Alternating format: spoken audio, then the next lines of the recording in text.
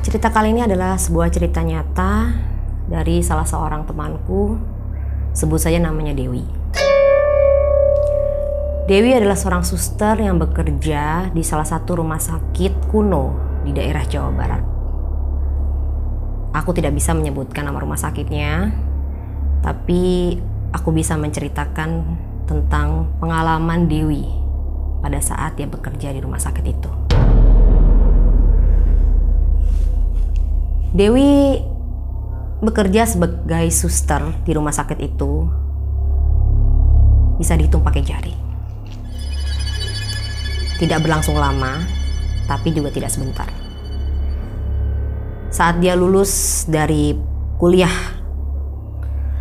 dia langsung mendapatkan panggilan di rumah sakit itu untuk bekerja sebagai suster. Dan tentunya masa-masa probation dia pun berjalan lancar.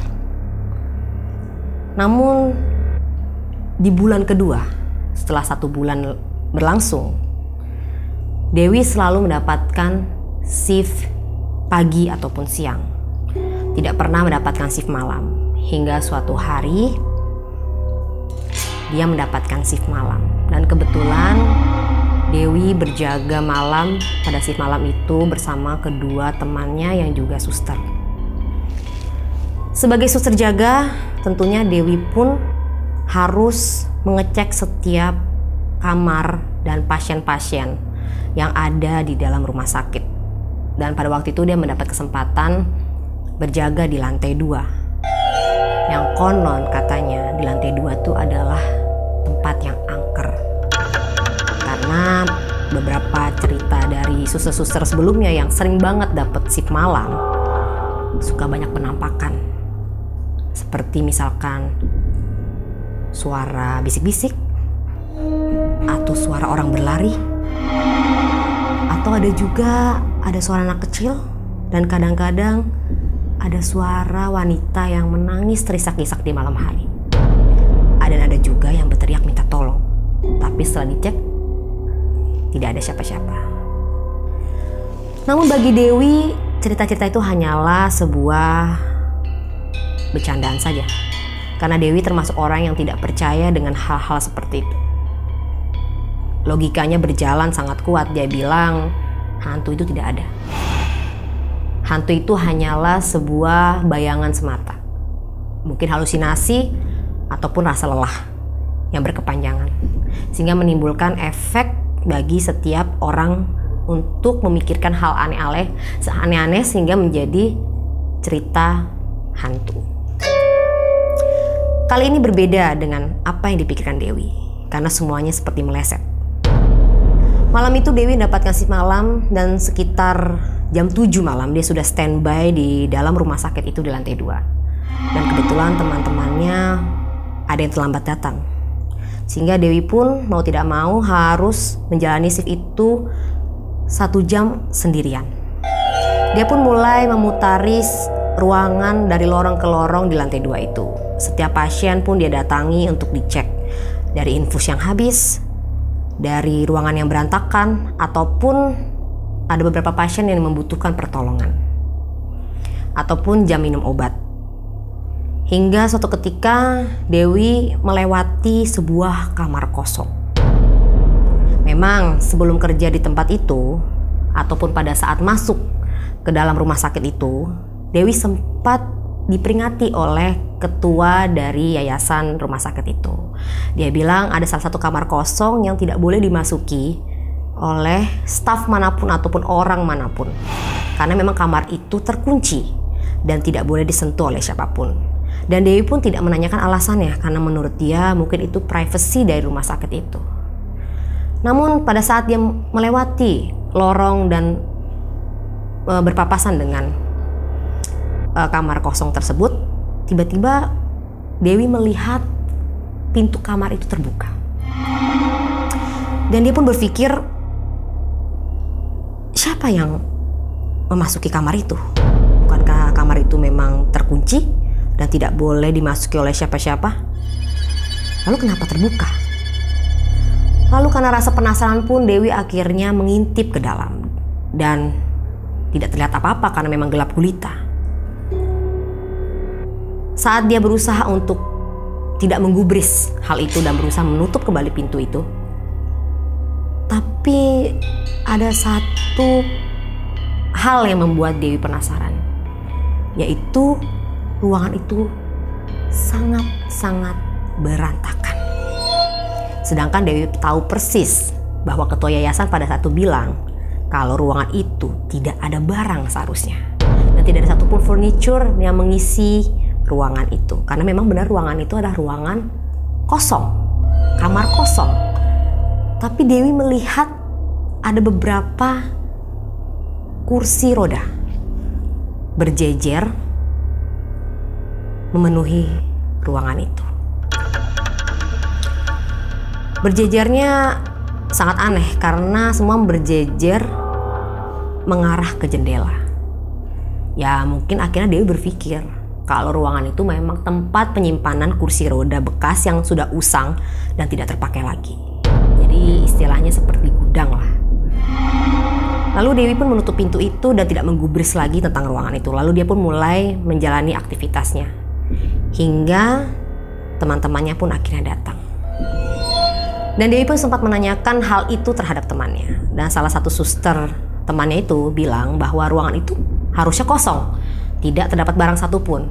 Namun Dewi bersikeras bahwa ruangan itu penuh dengan kursi roda yang sudah reot dan rusak dan usang. Tapi salah satu temannya ini bilang, gak mungkin lah Wi, itu ruangan kan kosong. Lagi pula ruangan itu terkunci, gak mungkin terbuka.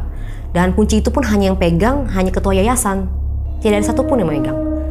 Kamu salah lihat kali, mungkin ruangan lain yang maksud kamu lihat. Mungkin memang benar maksud kamu itu gudang.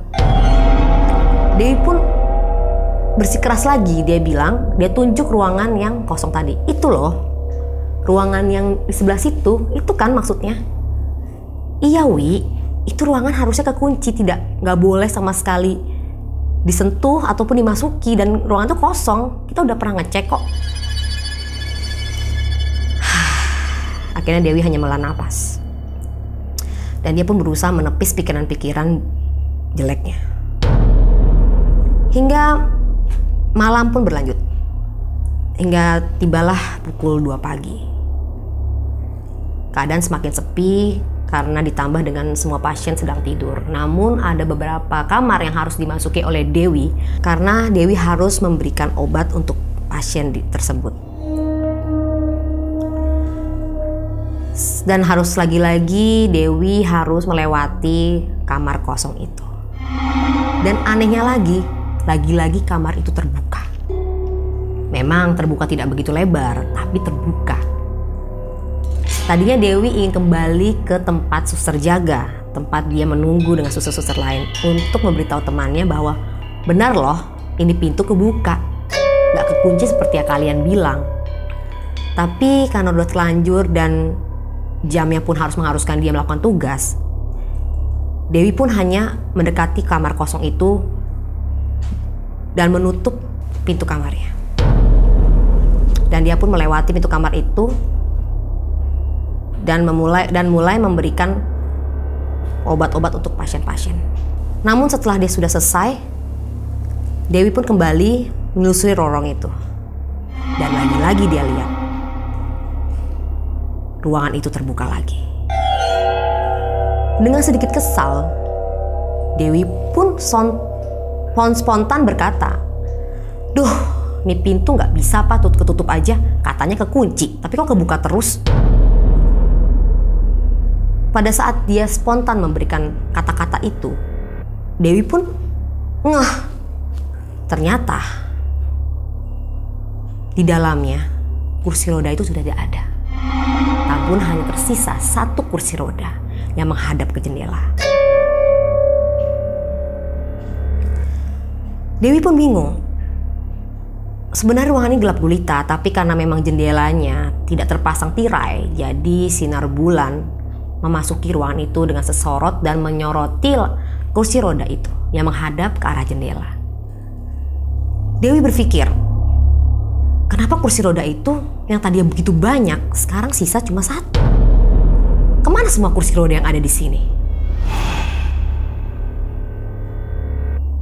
Lalu Dewi pun membiarkan pintu itu terbuka dan dia pun berjalan dengan cepat untuk memanggil temannya, rekan yang satu shift dengan dia. Saat dia mengajak rekannya itu menuju ke kamar yang terbuka itu, kamar kosong itu, ternyata hal aneh lagi, pintu itu terkunci. Dan Dewi pun dengan kesal memaksa membuka paksa kamar kosong itu. Anehnya pintu itu benar-benar terkunci. Dan temannya tuh bilang, "Wi, lu kayaknya harus pulang deh, istirahat. Kebanyakan halusinasi." Dewi pun bilang, "Enggak. Aku lihat berulang kali kalau kamarnya kebuka dan tadinya tuh banyak banget kursi roda. Dan sekarang kursi roda cuma satu dan itu menghadap ke jendela.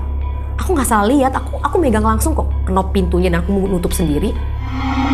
Terus temannya hanya geleng-geleng kepala dan bilang, "Kamu tuh cuma halusinasi, Wi. Pintu ini memang harus terkunci dan memang terkunci dan tidak pernah dibuka kecuali oleh ketua yayasan." Lalu Dewi pun hanya melah nafas dan berpikir,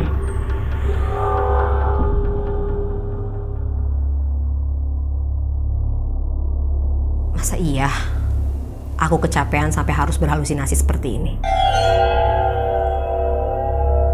Akhirnya Dewi pun kembali ke ruangan jaganya dan berdiam diri di situ bersama teman-temannya.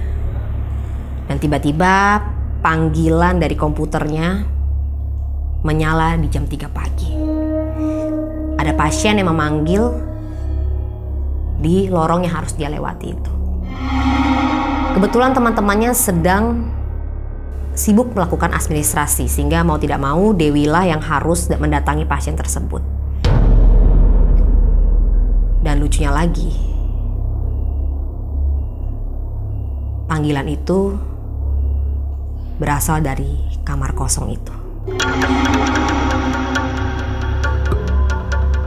Dewi pun dengan tetapan tidak percaya melihat layar komputer, bertanya kepada temannya,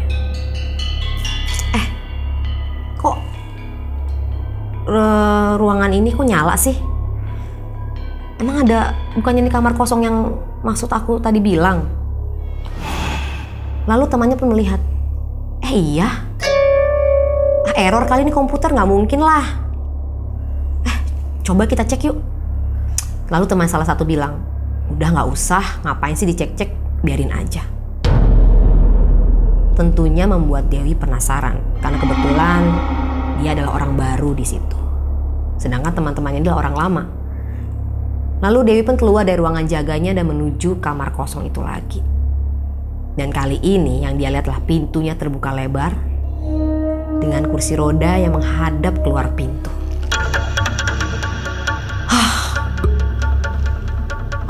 Apalagi nih?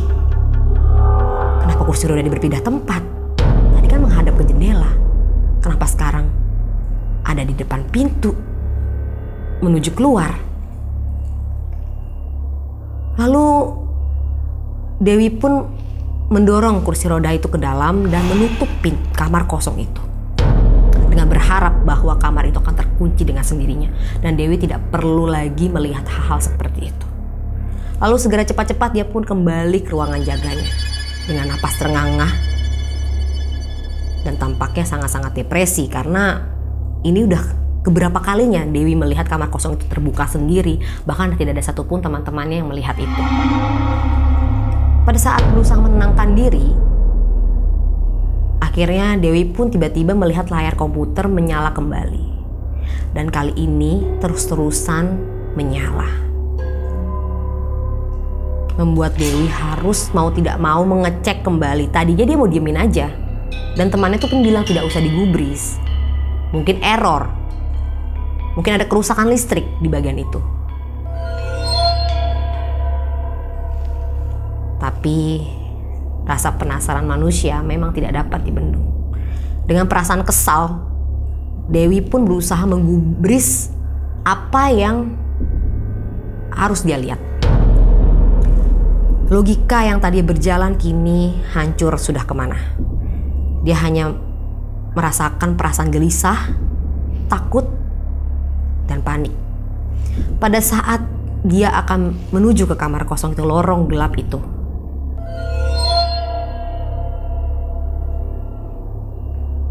dengan mata melotot,